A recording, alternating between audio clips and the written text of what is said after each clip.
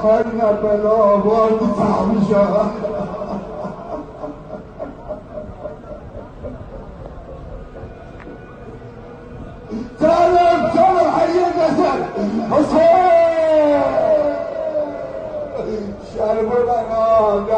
national day of mourning in Iran as news erupts that their president, Ibrahim Raisi, is dead. And there are some who are very suspicious that someone may be behind it. At the same time, the International Criminal Court has just issued an arrest warrant for Israeli Prime Minister Benjamin Netanyahu on charges of war crimes and crimes against humanity. So what do these two events have to do with each other?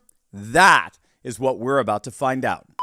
Hey gang, it's me, Dr. Steve, your Patriot Professor, here to help you stay sane in these insane times. So make sure to smack that bell and subscribe button. Let me ask you, what do you think you could do if you had the same insider trading information that Nancy Pelosi has, right? You know exactly what I'm talking about. Politicians like Pelosi have had access to insider trading secrets for decades now. They know exactly what stocks to buy and when to buy them. But guess what? You and I actually have access to that very same inside information. Thanks to a little-known SEC database, guess what? We can see what and when corporate CEOs are buying up in real time, and then we get to piggyback on their trades to gain the same advantage for ourselves. Gang, that's why you have got to click on the link below and sign up for a free training with me and my good friend Ross Givens. It's this Thursday, May 23rd, 3 p.m. Eastern. Ross is an insider trading expert whose recommendations have led to investment returns of over 200%. Some have hit as high as nearly 1,500%. It's going to be an amazing free training where you and I can learn how to trade with the exact same insider knowledge as these politicians have, but legally and ethically. But don't wait. Seating registration is limited, so click on that link below right now and register today, and I'll see you for an event that promises to change your life.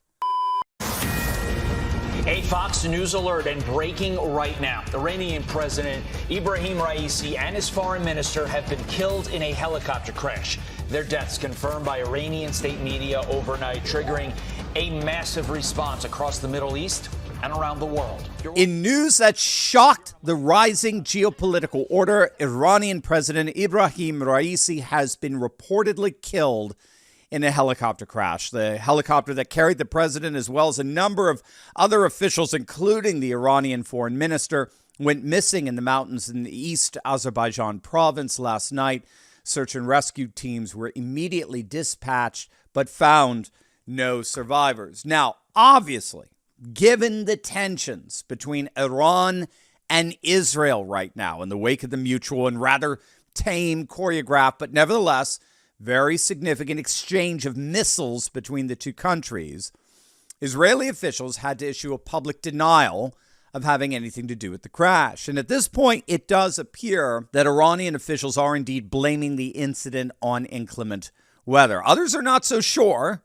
Raisi's death, of course, follows on the heels of the assassination attempt against Slovakia's Prime Minister Robert Fico, who was shot at close range last week by an assailant. By God's grace, he survived that attack and is reportedly in stable condition.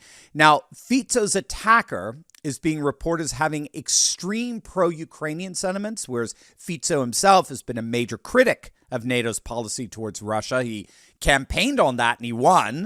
Most Slovakians, it would appear, are more sympathetic with Russia's side of the conflict. Fico also voted to halt military aid to Ukraine, and he is steadfastly opposed to Ukrainian membership in NATO. This swings us back to Iran. While we have no new information thus far that anything other than inclement weather was involved in the crash that killed President Raisi, it is important to note that Iran has, of course, been a steadfast ally with Russia in the Ukrainian conflict and beyond. In fact, as NATO serves as the primary supplier of weapons and arms to Ukraine, so Iran has been supplying Russia. Iranian manufactured kamikaze drones known as Shahad 136 have been deployed by Russia inside Ukraine, overwhelming Ukrainian air defenses, causing significant damage to civilian infrastructure. Moreover, the Islamic Revolutionary Guard, which is, of course, the primary branch of the Iranian armed forces, has deployed military advisors and even soldiers in Russian-occupied territories of Ukraine. And Iran has also provided Russia with ammunition, artillery shells, ballistic missiles, and body armor, significantly bolstering Russia's fighting capabilities. In fact, this growing cooperation between Moscow and Tehran could potentially lead to the formation of a full-blown Russian-Iranian military alliance that would have significant implications for the region and for the world. So all of this is to say, whether it's the conflict in Israel between Israeli forces and Hamas or the conflict in Ukraine, Iran is there. Iran is a major, major player in the emerging geopolitics defining global order today.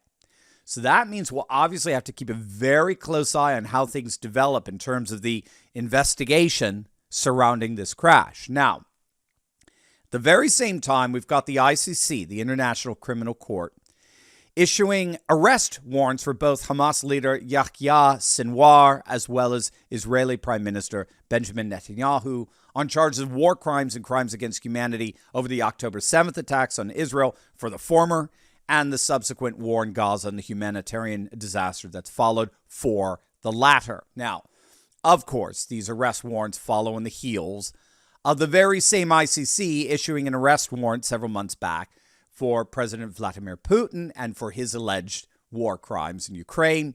The irony, however, is that the very same Biden administration that was fully supportive of the ICC's warrant against Putin and even promised to enforce it if given the chance, yeah, right, has conveniently changed its tune when it comes to Netanyahu. Now the State Department is saying that the ICC does not have that kind of jurisdiction. But that kind of blatant hypocrisy we're seeing from the Biden administration really is in many ways indicative of what's really going on here. The ICC was formed back in 2002 when the global political order was defined by what's called a unipolar world, meaning a world order governed by a single superpower, in this case, the United States. After the fall of the Soviet Union in 1991, we were the only great power on the planet. The Soviet Union was dismembered, having lost literally a third of its territory overnight.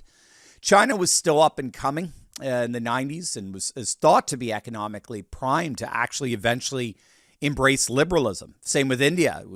India was still up and coming. In fact, India was still relatively socialist and rather poor at the time. There was no great power rivalry to the United States. And as such, the United States was able to set the rules to the game of international order. We wrote the rules. We governed the organizations and institutions such as the WTO and the IMF.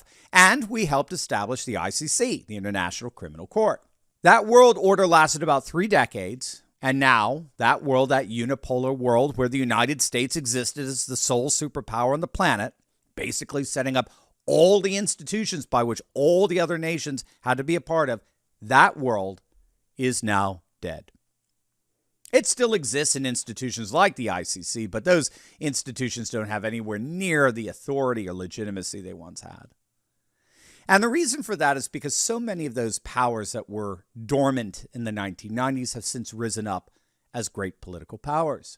We're seeing it in the rise of China and India, Turkey, and of course Iran, Saudi Arabia, and yes, Russia. And what scholars have noticed is that this new civilizational rise is increasingly replacing that unipolar world with what's called a multipolar world, a world with a number of great political and economic powers that are challenging the United States' hegemony over the globe. And so Iran's new place as a major player on the global stage, together with the utterly laughable, pathetic, and meaningless arrest warrants coming out of the ICC, both suggest that that multipolar world is indeed here. The days of unipolarity are over. A new global political order is rising, and it is rightly understanding and navigating that order that will be key in the years ahead. Here's your opportunity to tell big tech tyrants where they can stick it. Click on that link below and download our brand new cancel-proof Turley Talks app, and you can sign our special declaration of restoration. That's our petition to big tech that declares a new day is dawned. They are no longer in control, and we are taking our nation back. We've already got over 1,000 signatures of courageous patriots, and yours is next. Click on that link below or go to fight.turleytalks.com right now.